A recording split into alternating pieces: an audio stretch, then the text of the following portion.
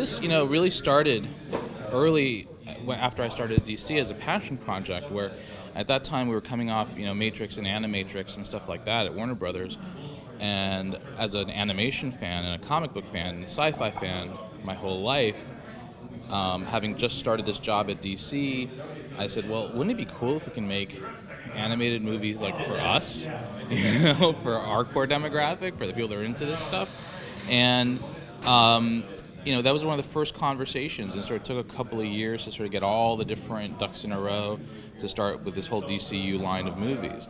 But it all emanated from the idea of let's do a Batman one. Because if you're going to do them, if you're going to do a PG-13 line of movies, animated movies, you're going to want to do Batman. So this was actually the first one proposed, but for various reasons, partially having to, because we wanted to do the animation in Japan, we wanted to have multiple writers write different segments, so the production process was longer, plus we wanted to time it with Dark Knight. So even though it was the first one proposed, it ends up being the third one released in this line. But it was always a passion, and the idea was, well, Batman is one of those characters that survived for so long and is infinitely interpretable, from generation to generation, from art style to art style. So how cool would it be to give these Japanese directors a chance to just kind of have fun with the character and interpret it the way they want to interpret it? And so many writers have always wanted to write Batman who never have. Or who have but have never written for animation.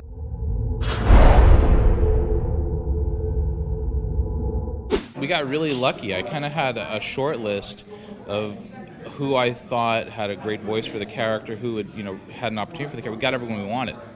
I wanted guys who had written, some seminal Batman comics. So I called Greg Rucka and I called Brian Azzarello, and they were like, sure. I was like, well, that was easy.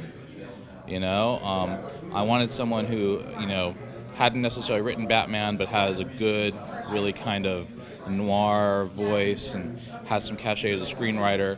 I knew Josh Olson. He had just come off, the Oscar nomination, and I called him and goes, oh, that'd be awesome. I was like, that worked.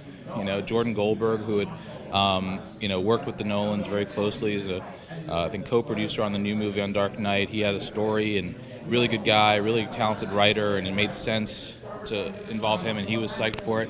Goyer, David Goyer, who'd obviously written comics, written Batman Begins. We just ended up with this phenomenal list, and of course Alan Burnett. And I thought, wow, wouldn't it be cool? Alan has always been such a phenomenal Batman writer, and yet he's never really had the chance to sort of push the limits in terms of the age range, in terms of the action, because most of the stuff he's written has been aimed to a younger audience, even though obviously there's a huge fan base.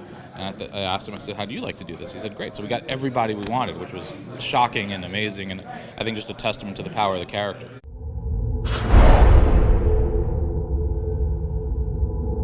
Basically, the Nolan's involvement early was blessing it, was saying, yes, you may do this. Which was great, because otherwise we wouldn't be here. And then their only real edict was, please, try and stick to the reality we've set up in the movie.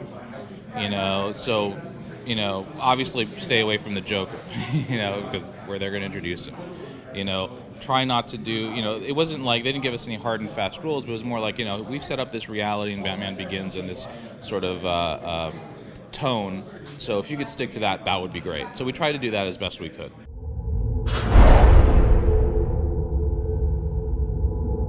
We're definitely doing more DCU animated movies. We would definitely like to expand the line.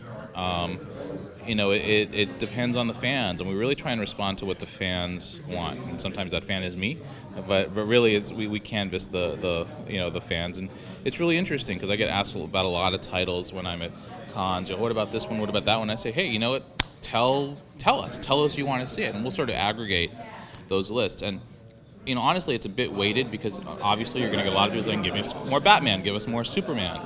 So we try to sort of account for that and say, well, why not this one or why not that one? Crossover to the Vertigo line, absolutely. I would love to do a Hellblazer.